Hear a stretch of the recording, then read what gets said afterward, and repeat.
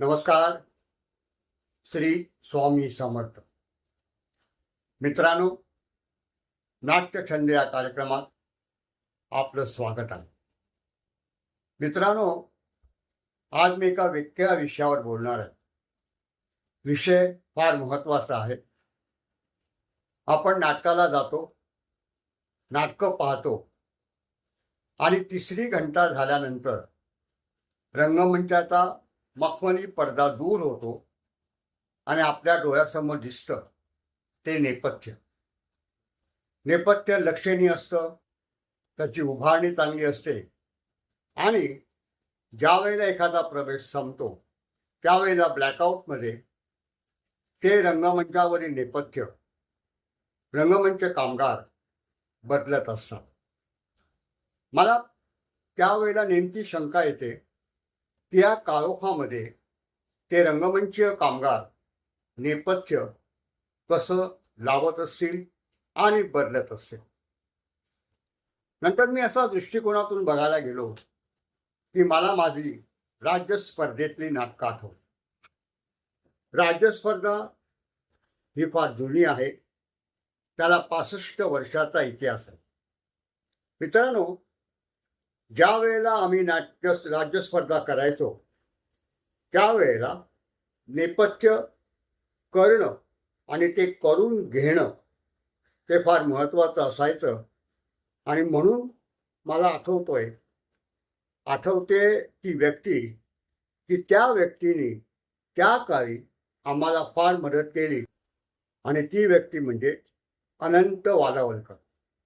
अनंत वालावलकर यांच्याकडे गेलो की सांगायचं की अनंता, मला हा सेट पाहिजे, ही प्रॉपर्टी पाहिजे.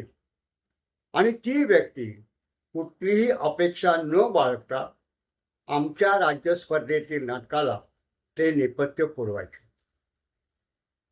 त्या अनंत वालावलकरने हौशी रंगकर्मींवर इतके उपकार केले की त्याची परतफेड मीही करू शकलो नाही आणि रंगकर्मीही करू शकले नाहीत. आणि आज अनंत वालावलकर यांचं वय आहे 82. मित्रांनो, तशीच अजून एक दुसरी व्यक्ती आहे, तिचं नाव आहे उल्हास सुर्वे.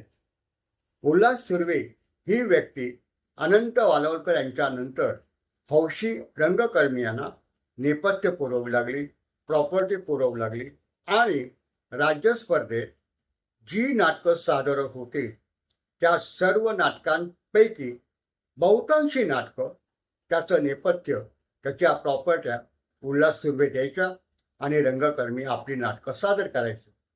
त्याला सुद्धा रंगकर्मीने सांगितलेले पैसे दिले मला आठवत नाही. तर अशा ज्या व्यक्ती आहेत त्यांचा सत्कार काही वर्षापूर्वी अखिल भारतीय मराठी नाट्य परिषदेने केलेला आहे. त्यामुळे अखिल भारतीय मराठी नाट्य परिषदेला मी त्याचं श्रेय देतो. मित्रांनो, हे सगळं पाहत असताना व्यावसायिक रंगभूमीवर जे नेपथ्य बनवतात आणि लावतात ती मंडळी आता वाढू लागलेत, कारण तो व्यवसाय आता चांगला व्यावसायिक रंगभूमीवर आणि नेपथ्यावर रुजू झाला. मित्रांनो, आज जर आपण नेपथ्यकारांची नावं बघितली, म्हणजे जे नेपथ्य डिझाईन करतात आणि डिझाईन केल्यानंतर ती बनवायला ज्यांना देतात ती मंडळी वेगळी आणि नेपथ्य करणारी मंडळी वेगळी. त्यात प्रामुख्याने सध्या संदेश बेंद्रे हे आघाडीवर आहेत, कारण त्यांची अनेक नाटकं व्यावसायिक रंगभूमीवर आली आणि मला त्यांच्याशी बोलताना असं जाणवलं, असं कळलं की त्यांनी आतापर्यंत 153 नेपथ्य व्यावसायिक रंगभूमीवर केलेली आहे.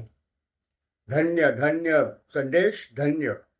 आता ज्यावेळेला संदेश नेपथ्य डिझाईन करतो किंवा इतर नेपथ्यकार डिझाईन करतात त्यावेळेला मला एक प्रश्न पडतो की ही नेपथ्य करताना, नेपथ्याची उभारणी करताना, काम करताना या मंडळींना जागा मिळते का? अहो, सध्या 3 मंडळी जोरात नेपथ्य करताना दिसत आहेत.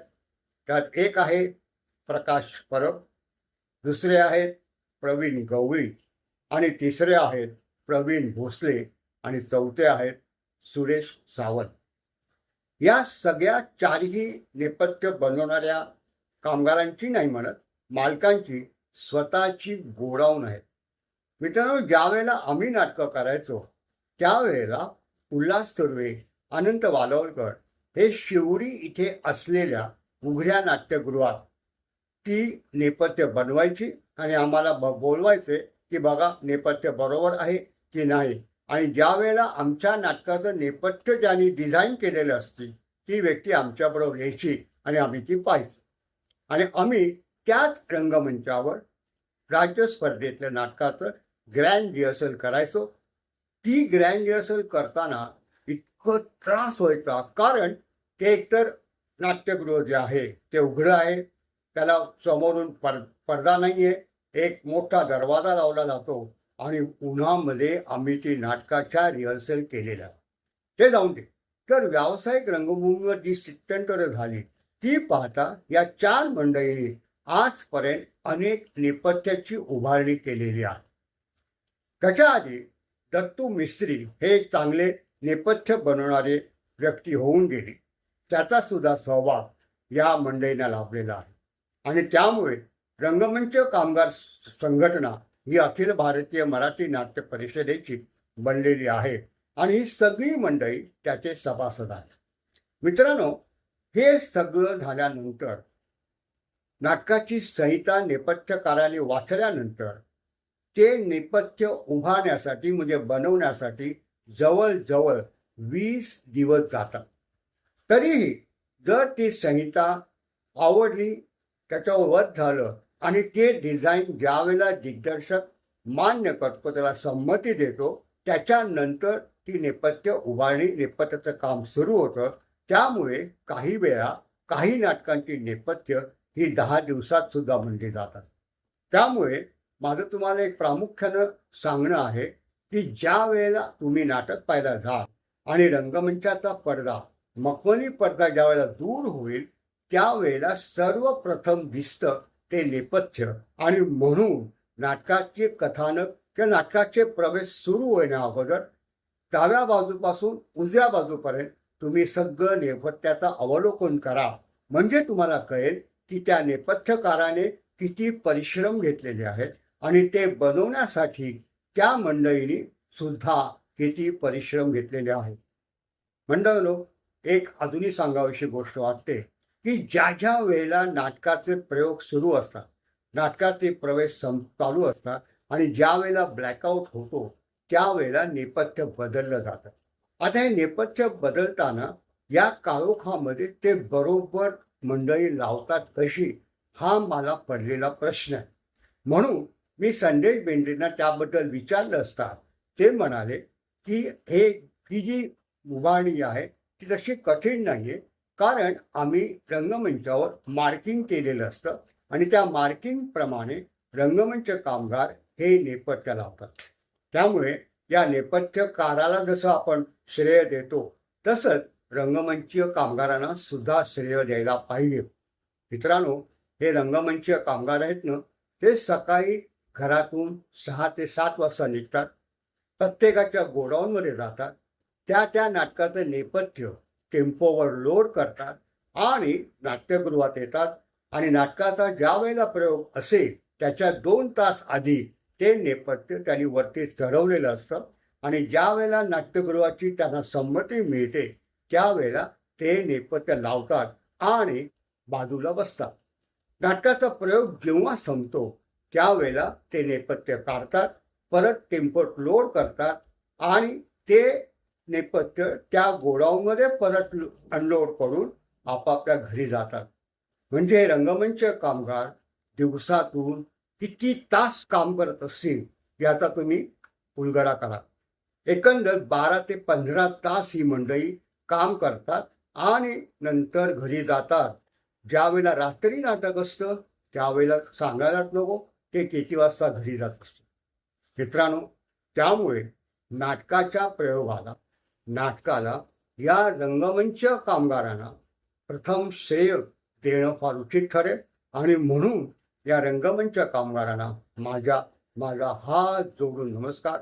भावानो, तुम्ही आहात, तुम्ही नेपथ्य लावता म्हणून नाटकं होतात याची लक्ष द्या. नमस्कार. पुष्कळ बोललोय, परंतु एक लक्षात ठेवा की माझं चॅनल म्हणजेच नाट्यछंद चॅनल हे शेअर करा आणि तुमच्या मित्रमैत्रिणींना सांगा. धन्यवाद.